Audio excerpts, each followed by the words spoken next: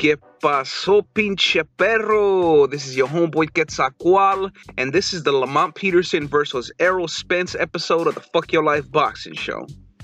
And there isn't much I can say about this fight except great performance by Errol Spence Jr. as he easily defeats Lamont Peterson, where Lamont Peterson's corner stopped the fight prior to the opening bell of the 8th round.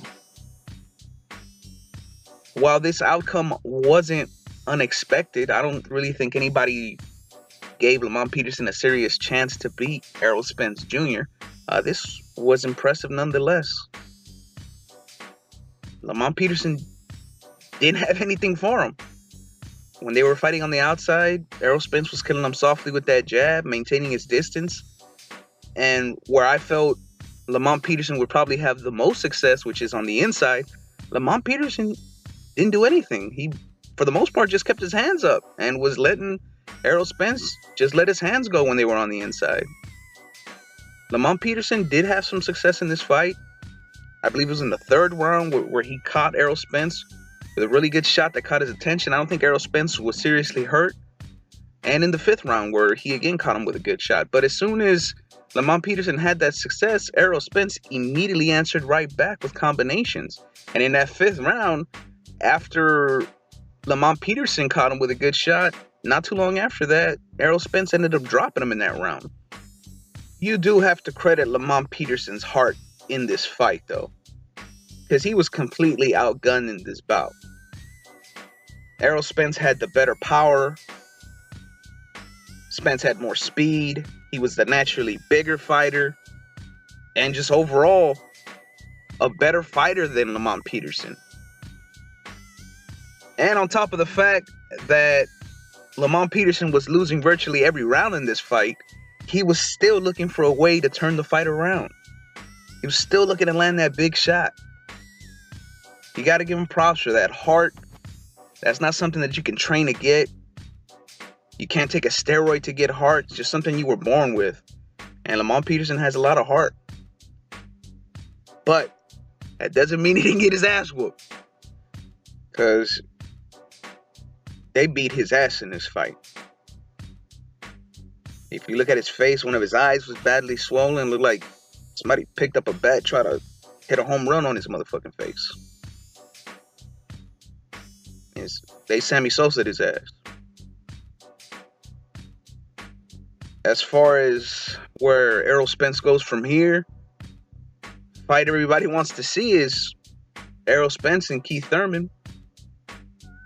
Probably the biggest fight that you can make in the welterweight division right now, besides a rematch between Keith Thurman and Shawn Porter. But if you listen to Keith Thurman's recent interviews, it doesn't sound like he's too enthusiastic to get into the ring with Errol Spence. I think it's a bit early to call him a pussy because he is coming off of an injury, so I don't think that he wants to fight Errol Spence in his next fight. Because like I said, other than fighting Shawn Porter, a fight with Errol Spence is probably the most dangerous fight that he can make at welterweight. So it's understandable if he doesn't want that to be his next fight coming off of an injury. You know, I'd understand if he fought maybe a rematch with Danny Garcia or an Amir Khan or something like that, and then fought Errol Spence afterwards. But if he takes on one of those fighters and then decides to fight a bum or something afterwards and tries to avoid Errol Spence, I think that's when the pussy chants need to start coming in. And if a fight with Keith Thurman isn't next for Errol Spence, then I want to see Errol Spence in there with Shawn Porter. That'd be a great fight. If he can set up a fight with Manny Pacquiao, that'd be entertaining as well. I wouldn't mind seeing him and Danny Garcia go at it. If Spence just wants to win another belt, go ahead and fight Jeff Horn. That's an easy fight. Jeff Horn is a fucking bum with boxing gloves on. But as far as Errol Spence goes, he's got options as to what he wants next. With Lamont Peterson, I think that his options are a bit limited if he wants to continue to be successful at welterweight. I just don't think he has the power to beat a lot of these top welterweights. He definitely has the heart to hang with them, but I just don't see him beating Keith Thurman. I don't see him beating Manny Pacquiao. I don't see him beating Shawn Porter. We saw what Errol Spence just did to him. There are, however, some big names at 147 that Lamont Peterson can beat and stay relevant at welterweight. He can try to get a rematch with Danny Garcia. I thought Peterson won the first fight. Garcia definitely got a gift decision in that bout. And I can see him winning a rematch. He can get a rematch with Amir Khan. If they have that fight in the UK, that'd be a pretty huge fight. But it would probably be best for him if it's possible. Same way with Chocolatito. Not everybody is meant to go up different weight classes and just win all kind of belts.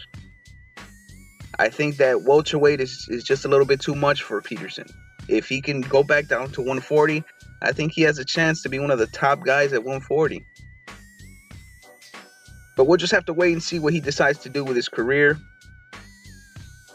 And we'll see what happens with Errol Spence as well. Let me know your thoughts. Who do you want to see Errol Spence fight next? Do you think Keith Thurman is a pussy with the way that he's been responding to calls for him to fight Errol Spence? What about Lamont Peterson? Where do you see his career going from here? Let me know in the comments section. And as always, if you like this shit, hit the like button, hit the subscribe button. It's your homeboy Quetzalcoatl, signing the fuck on out.